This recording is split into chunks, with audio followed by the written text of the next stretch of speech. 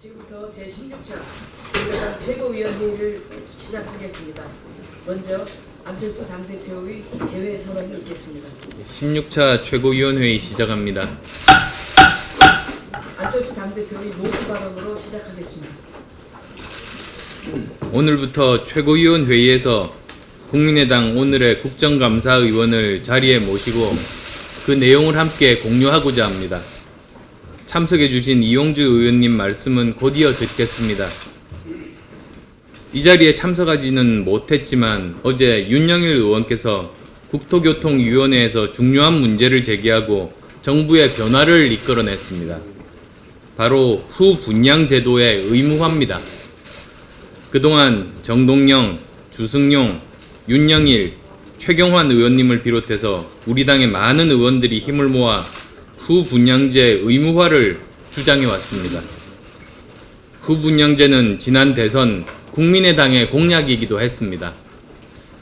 국민들이 전 재산을 털어 구매하는 것이 아파트입니다. 그러나 정작 국민들은 실물도 보지 못한 채 건설사의 말만 믿고 구입할 수밖에 없습니다. 더구나 시공이 완료된 후에는 하자가 생겨도 집값이 떨어질까봐 두려워 문제 제기도 하지 못하는 게 현실입니다. 이 문제 해결해야 합니다. 그 근본적인 해법 중에 하나가 바로 후분양제입니다. 그동안 정부는 결단을 회피해 왔습니다.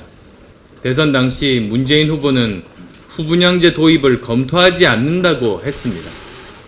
그러나 마침내 어제 우리 당 의원님들의 노력을 바탕으로 정부로부터 적극 검토하겠다는 답변을 이끌어냈습니다. 중대한 전환입니다. 이것이 문제 해결 정당 국민의당이 가야 할 길입니다. 5월 광주 그 참혹한 진실이 드러나고 있습니다. 연이어 충격적인 세 가지 사실이 확인됐습니다. 첫째, 우리 당 송금주 의원은 자위권 조치 발동 이전에 이미 발포 명령을 했다는 증거를 확인했습니다. 둘째, 그저께 전남경찰청은 자체 조사를 통해서 군의 도청 앞 집단 발포가 이루어진 5월 21일 이전에 시민군의 총기 발사는 없었다.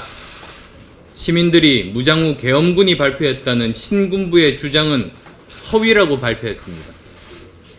셋째, 어제 언론을 통해 당시 상부인 2군 사령부가 시민을 향해 발포 명령을 내린 사실을 적시한 문건이 확인됐습니다. 현장 지휘관이 자위권 차원에서 발포했고 상부의 발포 명령은 없었다는 신군부의 주장이 거짓으로 확인된 겁니다. 진실의 태양이 떠오르고 있습니다. 저와 국민의당은 광주 시민께 대한민국 앞에 반드시 5.18 특별법을 통과시키겠다. 반드시 진실을 규명하겠다고 약속드렸습니다. 그 약속 지키겠습니다. 저는 외교안보팀의 무능과 혼선 즉각 바로잡아야 한다고 주장해 왔습니다. 그러나 무능과 혼선은 갈수록 더 심해지고 있습니다. 국방부 장관은 작전계획 등 군사작전 기밀 서류들이 해킹된 엄중한 사건에 대해서도 염려하지 않아도 된다는 어처구니 없는 발언을 했습니다. 외교부 장관은 북한이 장애인 올림픽 지원서를 제출한 것으로 안다고 답변했지만 문체부는 확인된 바 없다고 부인했습니다. 또 진실게임이 벌어질 양상입니다. 지난번 청와대 회동에서 제가 이런 종류의 혼선을 지적했습니다만 문 대통령께서는 정부에 똑같은 목소리가 있을 필요가 없다. 다른 목소리 내면서 긍정적인 힘 발휘할 수 있다고 하셨습니다. 이게 일부러 다른 목소리 내는 전략적인 본선입니까? 이게 긍정적인 힘인지 묻지 않을 수 없습니다. 더 이상 외교안보팀의 무능과 혼선 계속돼서는 안 됩니다. 작전계획, 군사기밀도 못 지키면서 어떻게 나라를 지키겠습니까? 바로 옆 부처 정부도 공유하지 못하면서 어떻게 국제사회를 상대하겠습니까? 이제 대통령이 결단할 때가 다가왔습니다. 지켜야 할 것은 측근이 아니라 나라와 국민입니다. 마지막으로 한 말씀만 더 드리겠습니다.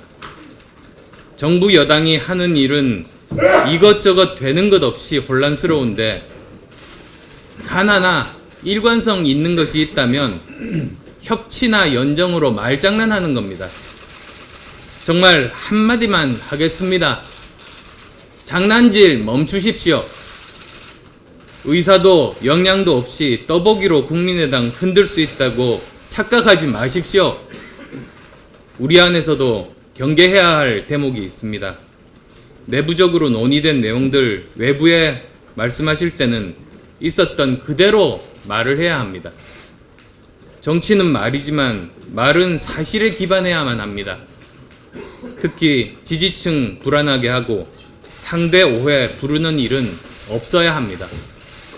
국민의당은 오로지 국민만 보고 묵묵히 전진할 것입니다.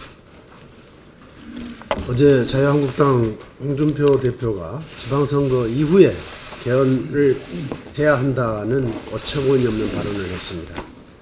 내년 6월 개헌은 20대 국회의 사명이자 존재 이유입니다. 80%의 국민들이 개헌을 바라고 있습니다.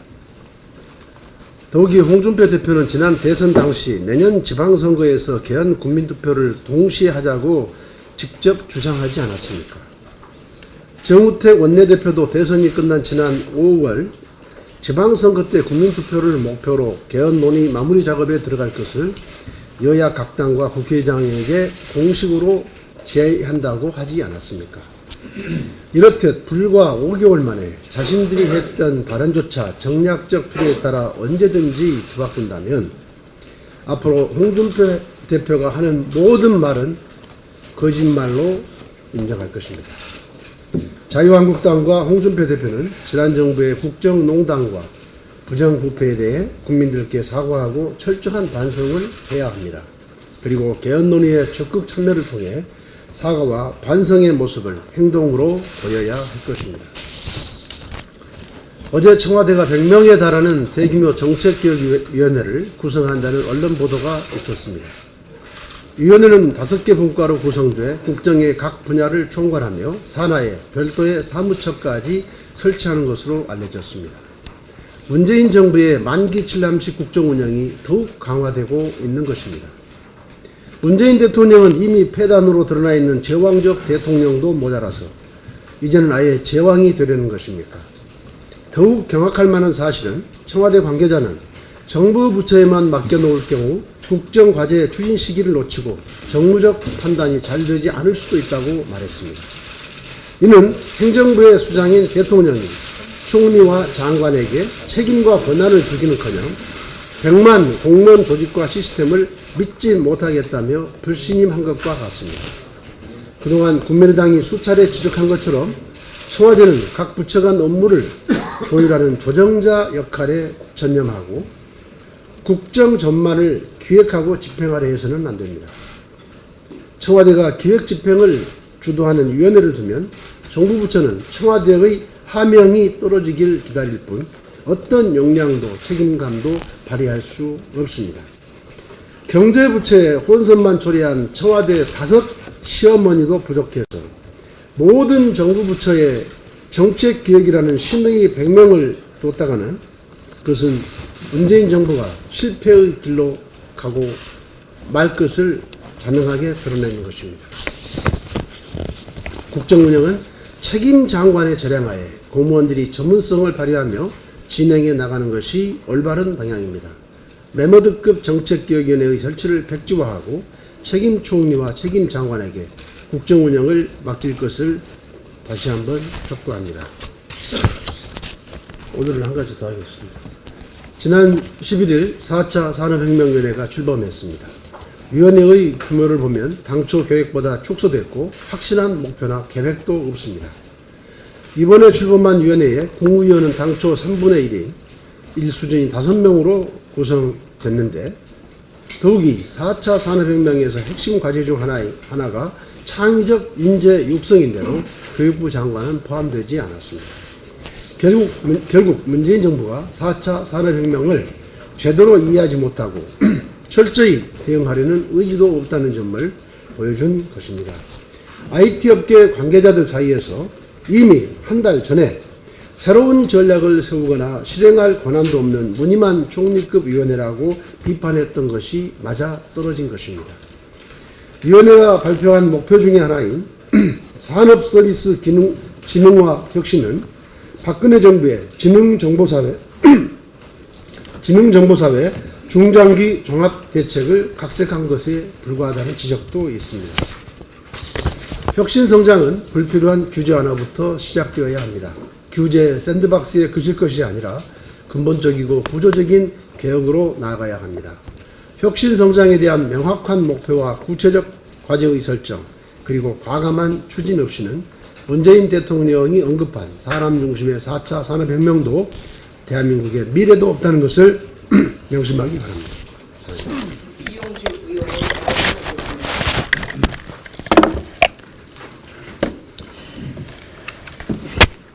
예, 국회 법사위의 이용주 의원입니다. 오늘로 예정되어 있는 헌법재판소 국정감사가 있습니다. 저희 국민의당 소속 법사위원들은 이번 국감에서 김희수 헌법재판소 권한대행의 문제점을 지적하고자 합니다. 권한대행이라는 건 모름지기 일시적이고 임시적인 것이 된다고 한다면 적법한 것일 것입니다. 하지만 이번 국감을 앞두고 청와대에서 공식적으로 이러한 권한대행 체제를 내년 9월까지 유지하겠다고 공식적으로 발표한 바가 있습니다. 그렇다고 한다면은 김희수 헌법재판소장 권한대행은 적법한 권한대행이 아니라 위헌적이고 위법적인 위장된 헌법재판소장이다 하는 것이 명백한 것입니다. 그렇기 때문에 위헌적이고 위법적인 위장된 헌법재판소장을 상대로 한 국정감사는 의미가 없다. 위헌적인 것을 국회가 방치할 수 없다는 점에서 저희는 그를 지적하는 것입니다. 두 번째로서는 대통령은 헌법기관을 구성할 의무가 있는 것입니다. 헌법적인 의무가 있는데 그것을 청와대 스스로 하지 않겠다고 선언한 것은 헌법적으로 매우 문제가 크다고 할 것입니다. 또 하나는 헌법재판소장은 국회의 인준이 필요한 것입니다.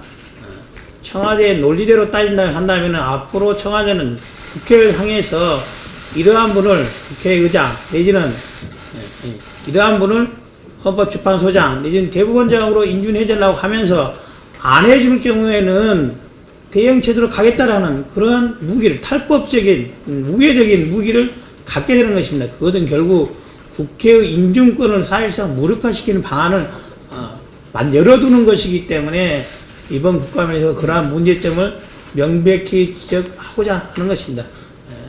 오늘 헌법재판소에서 이루어진 국정감사에서 이러한 점들 저희 당뿐만 아니라 다른 야당들도 많이 공감하고 있기 때문에 그러한 점에 대한 문제적이 있고 거기에 대해서 청와대 그리고 여당의 적극적인 견해 표명 그리고 시정이 있었으면 합니다. 이상입니다.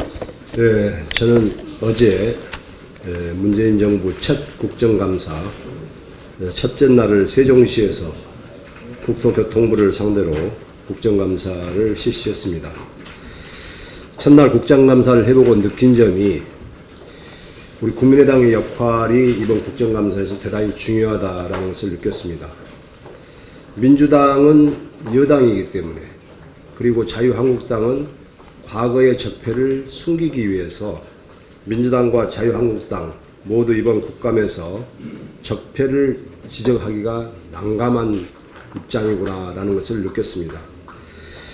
그러나 우리 국민의당만이 유일하게 과거와 현재 진행되고 있는 적폐에서 자유롭기 때문에 국민의당이 이번 국감에서 제대로 잘해야 된다 하는 그런 책임감을 가지고 임해야 되겠다는 것을 절실히 느꼈습니다.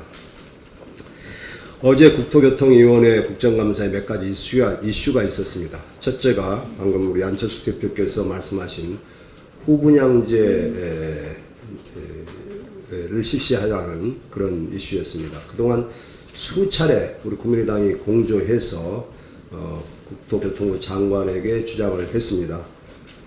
몇만 원짜리 물건을 사는데도 사실 제품을 보고 꼼꼼히 살펴보고 사는데 수억짜리 아파트를 사면서 보지도 않고 뭐 살 수가 있겠느냐. 과연 국토교통부는 건설업자의 편이냐 소비자의 편이냐를 계속 줄기차게 공조하면서 우리 국민의당이 제기를 해왔던 것입니다.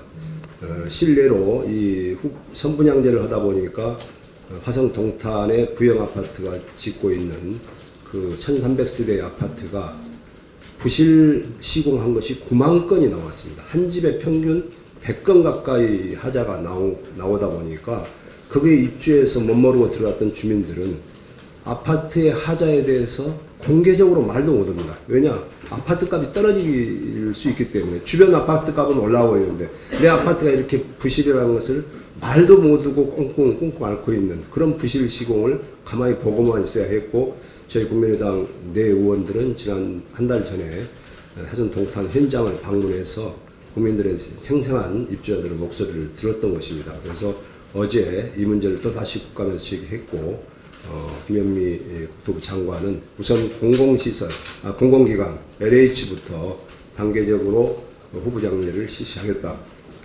그리고 민간 기업에 대해서는 택지를 우선 분양한다든지 이런 여러 가지 인센티브를 준비하겠다라는 그런 확답을 받아냈다는 것을 말씀드립니다. 두 번째로 호남 SOC 예산 지키기가 이슈였습니다.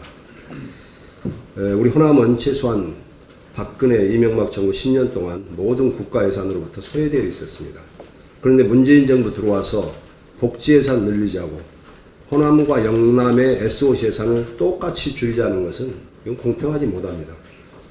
국토 균형 발전을 위해서라도 문재인 정부가 호남 고속철도 2단계, 지금 호남 고속철도가 지금 경부고속철도가 2005년도에 완공됐는데 호남 고속철도는 지금까지도 완공을 못하고 있고 노선 결정조차도 못하고 있는 그런 실정이기 때문에 호남 고속철도 무한 경유하는 그 2단계 건설과 흑산도 공항 건설, 이 흑산도 공항 건설도 B12가 4.38 나옵니다.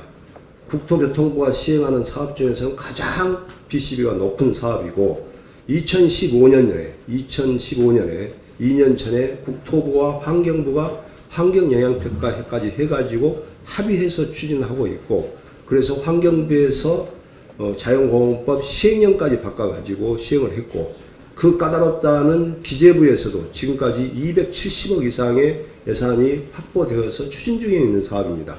그런데 갑자기 장관이 바뀌고 나서 이 문제에 대해서 국립공원위원회를 다시 열겠다라고 해가지고 그 국립공원위원회에서 경제성, 타당성 조사에 신뢰도가 의문이 간다.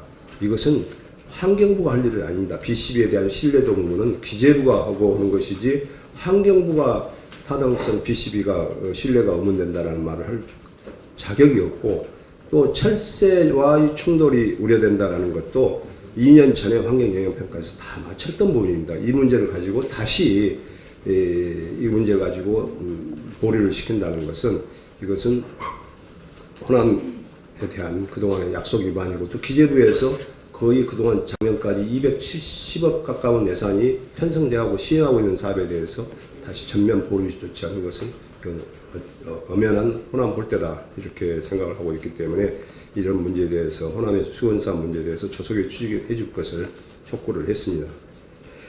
오늘 신문 일면을 보니까 대부분의 언론이 어제 임종석 청와대 비서실장이 발표한 조작된 세월호 30분 조작보고에 대해서 다루고 있습니다. 새삼 느꼈습니다.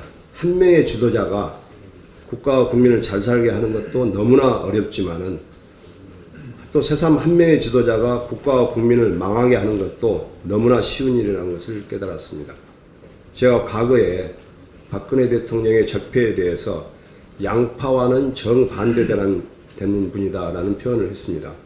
양파는 까면 깔수록 작아지는데 박근혜 대통령의 적폐는 까면 깔수록 커지고 있어서 이제는 까는 사람도 그걸 보고 있는 사람도 모두 부담스러울 정도입니다. 검찰이 제대로 수사해서 이러한 국정농단이 다시는 재발되지 않도록 엄벌에 처해야 될 것입니다. 이상입니다. 다음 예, 지금 안 대표님과 우리 주승용 전 원내대표님께서 또 말씀을 하셨는데, 저도 우리 당 아파트 특별위원회 공동위원장으로서 어저께 김현미 국토교통부 장관의 그 발언에 대해서 말씀을 드리고자 합니다. 김현미 국토교통부 장관이 어제 국정감사에서 공공분야 주택부터 후분양 로드맵을 마련하겠다 이렇게 밝혔습니다. 우리 당 국토교통위 소속 의원들의 집중적인 노력의 결실입니다. 국민의당 아파트 특위 공동위원장으로서 특별히 감사의 말씀을 드립니다. 소비자 기본법은 소비자의 7대 권리를 규정하고 있습니다. 물품의 구매 전에 그에 대한 정확한 지식과 성능을 제공받을 권리, 이런 권리가 7대 권리에 포함되어 있습니다. 다들 말씀하시지만 하다못해 100만 원짜리 텔레비전을 살 때도 가전회사는 제품을 보여주고 시시콜콜 설명을 합니다. 그런데 단일 품목으로는 가장 비싼 자산인 아파트는 텔레비전보다 100배, 1000배 더 비싼데도 실물 구경조차 하지 못하고 구입을 해야 되는 이런 상식적이지 않은 관행이 굳어졌습니다. 건설회사와 정부가 짜고 아파트 소비자들의 기본적인 권리를 철저하게 무시해 온 것입니다. 먼저 물건을 팔아버렸기 때문에 건설사로서는 힘을 들여 지을 이유가 없습니다. 그래서 부실 시공이 줄을 이어왔습니다. 투기꾼들은 선분양을 받아서 전매를 통해서 배를 불렸습니다. 실수요자들만 골탕을 먹었습니다. 정부는 건설사와 투기꾼과 함께 소비자 권리 침해의 공범인 것입니다. 국민의당 의원님들의 노력에 의해서 비정상적인 아파트 분양 관행의 정상화가 물꼬를 튼 것은 늦었지만 다행입니다. 그러나 앞으로 건설사 등의 집요한 방해가 예상이 됩니다. 문제 해결 정당을 선언한 국민의당이 굳은 의지로 아파트 후분양제를 끝까지 관철해내야 됩니다. 아울러서 후분양제뿐만 아니라 아파트 분양 원가 공개에 이르기까지 아파트 혁명을 국민의당이 주도해야 됩니다. 살 집이 없어서 결혼을 포기하고 또 출산을 포기하고 그래서 인구 절벽으로 떨어지는 악순환의 고리를 끊는 것, 이것은 젊은이들에 대한 우리의 최소한의 책무입니다. 민주당의 연정 제안 소식에 또다시 우리 당이 시끄럽습니다. 민주당이 최근 보여준 모습을 봤다면 연정 제안의 진위가 어디 있는지 삼척동자도 훤히 알 수 있습니다. 아무런 구체적인 내용도 없는 떠보기 전술에 불과한데 왜 이런 전술에 우리 당이 놀아나야 됩니까? 우리 당 중진 의원들께서는 연정 제안과 관련해 말도 꺼내지 말라 이렇게 입단속을 했다고 하는데 도대체 어떻게 그리고 누구를 통해서 이 소식이 밖으로 흘러나왔는지 정말로 이해하기 어렵습니다. 당을 지키기 위해 악전고투하고 있는 당원들과 우리 당 지지자들, 그런 분들이 눈에 보이지 않습니까? 제발 허황된 논의를 확산시키는 무책임한 일은 중단되어야 됩니다. 이상입니다. 어제 산업자원 동상위 국감장에서 원전 폐기를 놓고 야당은 전기값이 올라간다, 여당은 신재생 에너지 활성화로 걱정할 것 없다면서 설전을 벌였습니다. APR 1400은 우리나라 독자 기술 개발로 만들어진 신고리 3호기의 이름입니다. 공론화 과정을 거치고 있는 신고리 5,6호기도 같은 모델입니다. 이 모델이 유럽 인증 심사를 통과했습니다. 유럽과 남아공이나 이집트 같은 나라가 유럽 기준을 요구하는 만큼 유럽 인증 심사를 통과한 것은 우리나라 원전 기술이 세계적 수준으로 도달했다는 것을 의미합니다. 이는 정말 축하할 일입니다. 현재 우리나라의 전기 사용량은 가정용이 17% 정도이고 산업용이 약 70% 정도라고 볼 때 엄청난 비용 이익을 보는 것은 대기업들입니다. 이쯤 되면 수익자 부담의 원칙에 따라 가정용 전기요금 낮추고 기업용 전기요금 올려야 하는 것 아닙니까? 원전 건설에도 독과점 기술을 가진 D기업이 2조 원을 독식하고 나머지 메이저 기업 건설사들이 수천억씩 혜택을 누린다고 합니다. 이런 이유로 최근 신고리 오르코기 건설 중단을 관련 기업들이 결사적으로 반대하고 있습니다. 기업이야 이윤 창출을 그 목적으로 하는 집단이니 한편으로 이해가 갑니다. 아쉬운 점은 현 정부의 원전 정책이 폐기로 가기로 했다면 신재생 에너지 활성화를 말로만 할 것이 아니라 구체적인 지원 정책 등으로 기업이 신재생 에너지 사업에 적극 참여할 수 있도록 여건을 만들어야 할 것입니다. 원전 사고가 일어났을 경우 우리나라의 법은 아직 아무런 준비가 되어 있지 않습니다. 막대한 혜택을 누린 원전 건설 기업들에게 자연재해라는 이유로 배상 책임을 물을 수도 없으며 사고 처리 비용의 수십, 수백조는 고스란히 모두 국민의 혈세로 부담하도록 되어 있습니다. 책임을 물을 수 있는 법이 마땅히 없으니 신고리 오르코기 건설 중단을 기업들과 거기에 결탁된 정치 집단이 하나의 카르텔이 되어 결사적으로 반대하고 있다 하여도 이는 과언이 아닐 것입니다. 묻고 싶습니다. 체르노빌이나 후쿠시마의 피해액을 한 번쯤 산출이라도 해보았습니까? 최근 백은규 산업통상자원부 장관은 지난 10일 원전 공기업 등 총 17개 관련 기관 기업이 참석한 원전 수출 전략 협의회 자리에서 에너지 전환 정책은 지진 위험성, 인구 밀집 등 국내 특수성을 고려하는 것으로서 해외 원전 수출은 다른 시각에서 접근할 필요가 있다고 했습니다. 또 국내 탈원전 정책과 원전 수출은 다른 시각에서 접근할 필요가 있다고 했습니다. 걱정되는 것은 원전 수입국에서 소위 수출국 주무장관은 이 같은 발언을 어떻게 생각하겠느냐 하는 것입니다. 관련 기업들도 반대만 할 것이 아니라 대체에너지 사업에 과감히 투자하고 정부는 정책적으로 이를 강력히 뒷받침하면서 기업을 견인해야 할 것입니다. 탈원전 정책과 원전 수출은 다르게 접근해야 한다는 식의 애매모호한 투트랙 전략으로 국제사회에서 대한민국의 신뢰도를 깎아먹는 일은 없어야 할 것입니다.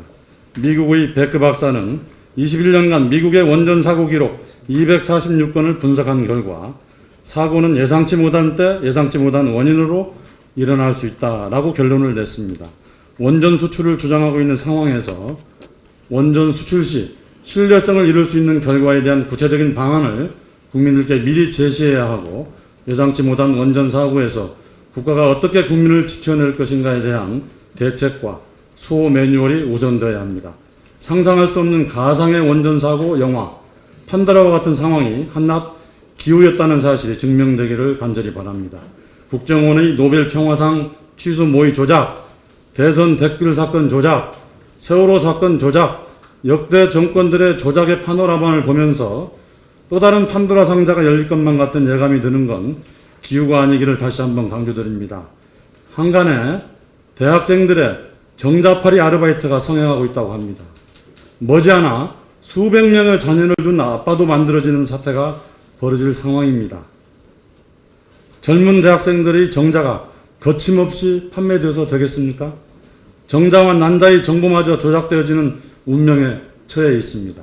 법이 필요한 시점입니다. 이상입니다.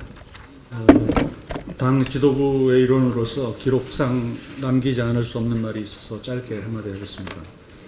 아까 이용주 의원도 얘기를 했지만 헌법이 대통령에게 헌재 소장을 임명하도록 한 것은 의무이면서 권한입니다. 의무인 측면이 많습니다. 그런데 국회가 부결한 바로 그 임무를 헌재 소장 직무대행에 그대로 둔다고 하는 것은 이것은 명백한 헌법 위반의 소지가 있는 것이고 이 정당한 주장에 대해서 민주당 추미애 대표가 다시 입을 열었습니다. 헌재 소장 대행에 대행 꼬리표를 떼주지 않은 것이 잘한 것이냐라고 페북에 쓴 겁니다. 페북에 쓴 글이지만 분명한 막말입니다. 국회 인준 표결은 잘잘못의 평가의 대상이 아닌 겁니다. 헌법 절차에 따른 표결의 결과일 따름입니다. 여당의 대표가 이미 지나간 국회 표결을 두고 이 결과에 불복하는 발언을 한 것은 이상해도 너무 이상합니다. 제발 같은 입으로 협치, 연정 같은 말은 입에 올리지 않기를 바랍니다. 이상입니다. 제2창당위원회 활동을 지난주에 시작을 했습니다. 간단히 보고도 드리고 또 약간의 소회와 각오의 말씀을 드릴까 싶어서 이 자리에 나왔습니다. 저는 국민의당의 그 현실에 대해서 그 많은 걱정이 있다는 것을 확인하고 있습니다만, 그러나 저 자신은 국민의당이 국민들로부터 다시 사랑을 받게 될 것으로 확신을 합니다. 지난 여름 혁신위원회를 마무리하면서 저는 국민의당의 회복 탄력성이 있다 이렇게 말을 한 바가 있습니다. 국민의당에는 희망의 단서가 있다는 얘기입니다.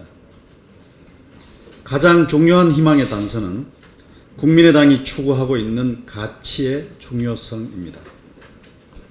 기존의 두 정당 가운데 자유한국당은 자유라는 가치를, 더불어민주당은 민주라는 가치를 내세우고 있습니다.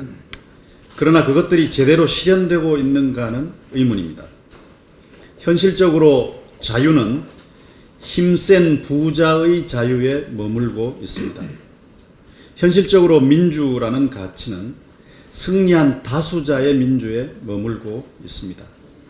거기에는 공화라는 가치가 존재하지 않고 있습니다. 공화란 부자이거나 가난한 자이거나 다수자이거나 소수자이거나 모두가 깨어있는 국민으로서 서로를 존중하며 공동선을 추구해 나가는 가치를 말합니다. 이 공화의 가치는 촛불혁명의 정신이기도 합니다. 국민의당은 그러한 공화의 가치를 가지고 상생과 협력, 통합을 추구해 가고 있습니다. 공화라는 가치는 제가 국민의당 혁신을 시작하면서 찾아보고자 했던 트라이앵귤레이션의 한 꼭지점이라고도 말씀드릴 수가 있겠습니다. 이것은 국민의당의 고유한 가치이며 국민들이 국민의당에 맡긴 소임입니다. 문제는 이런 역사적 과업을 수행할 수 있는 우리의 능력입니다. 제2창당위원회는 이를 위해 몇 가지 과제를 수행할 계획입니다. 당헌 당규 개정위원회, 정치혁신위원회, 정당혁신위원회, 지방선거기획단 준비위원회, 인재영입위원회를 통하여 국민의당의 역량을 배가해 갈 것입니다. 제2창당위원회는 이미 조직혁신의 비전으로 중앙당 정예화, 시도당 역량 강화, 지역위원회 풀뿌리 기반 확대 등의 과제를 발표한 바 있습니다만, 다음 주부터는 각 소위원회에서 만들어내는 다양한 제2창당의 혁신 과제들이 쏟아져 나올 것입니다. 저는 오늘 이 자리에서 이와 관련한 약간의 소회를 말씀드리고자 합니다.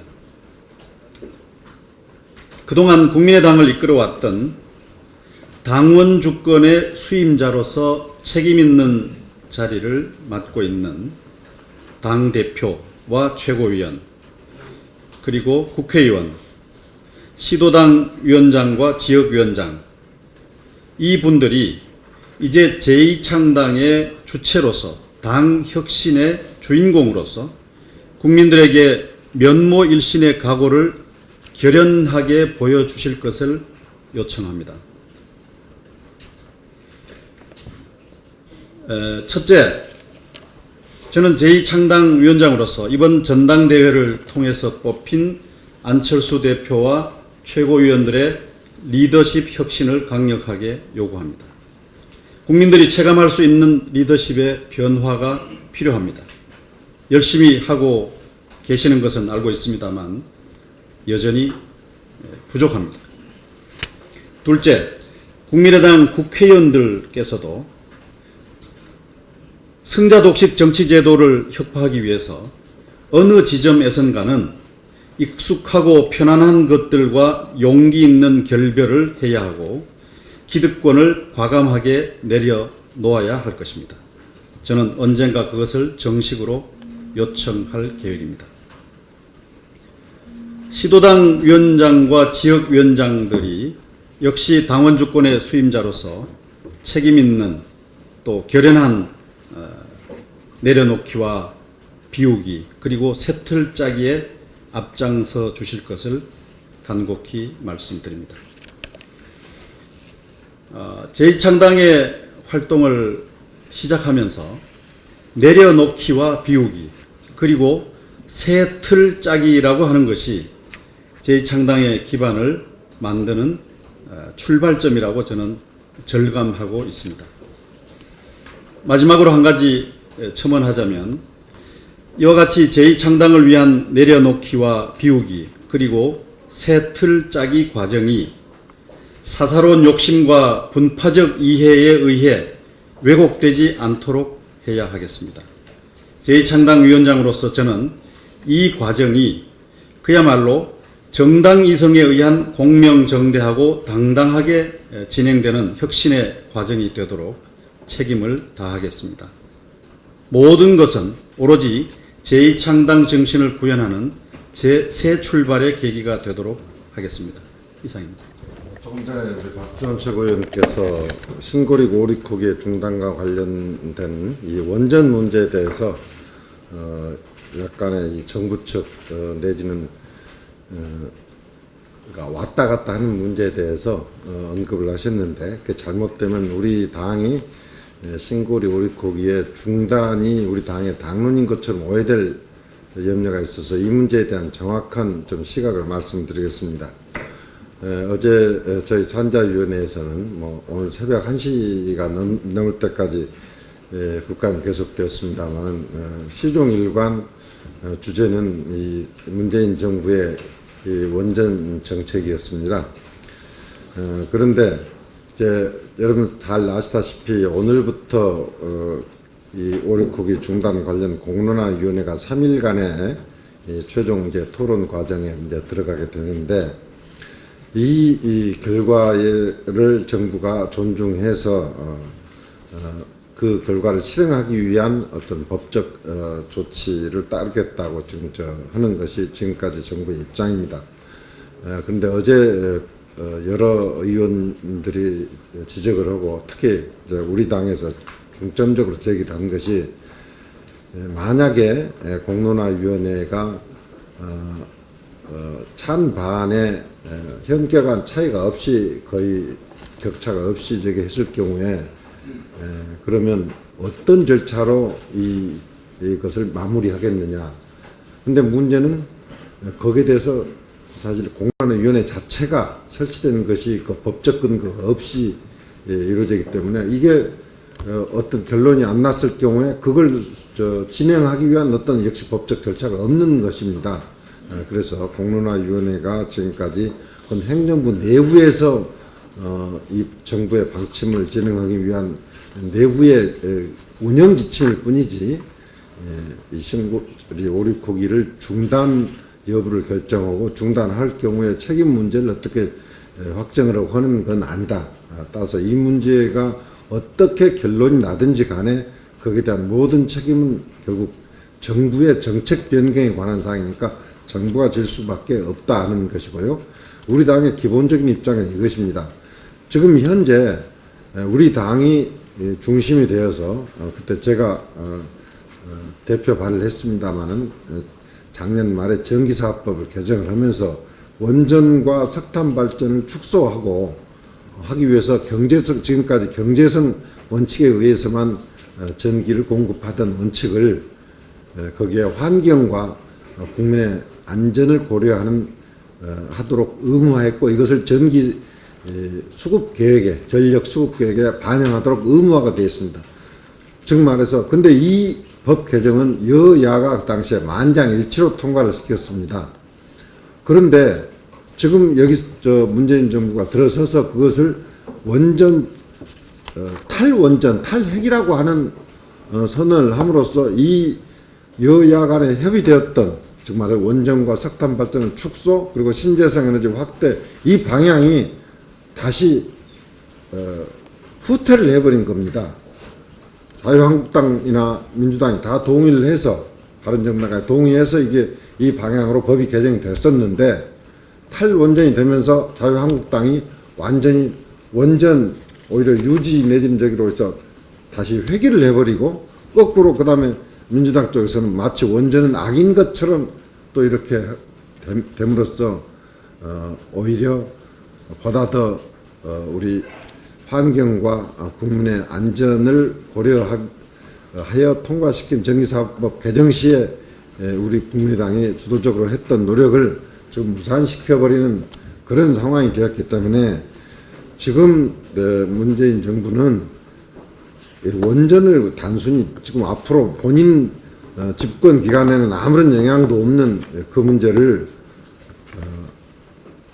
앞으로 60년까지 이야기를 하는데 치중을 할 것이 아니라 오히려 신재생 에너지를 확대하기 위한 구체적인 정책 비전을 제시하고 그걸 실행하기 위한 수단들을 제시를 하지도 않고 거꾸로 원전을 지금부터 60년 후에 일어날 저희를 탈원전이라고 정의를 하면서 하는 데서 이 모든 문제가 발생되었기 때문에 저희 당 입장에서는 기본적으로 과연 그러한 모든 위험과 향후 또 상당한 규모의 전기요금 인상 우리를 무릅쓰고 계속할 것이냐. 그러니까 기본적으로 신고리 5, 6호기는 중단을 하는 것이 사실 맞지 않다 하는 것에 대해서 저희들은 지속적으로 이야기를 하고 있고 또 만약 하려면 거기에 대해서는 어떤 법적 근거가 마련되어 가지고 해야 하는데 지금 현재 법적 근거 없이 하는 것이 과연 과정은 공정하다고 하는 거냐 이건 그런 문제도 맞지 않다 하는 것입니다.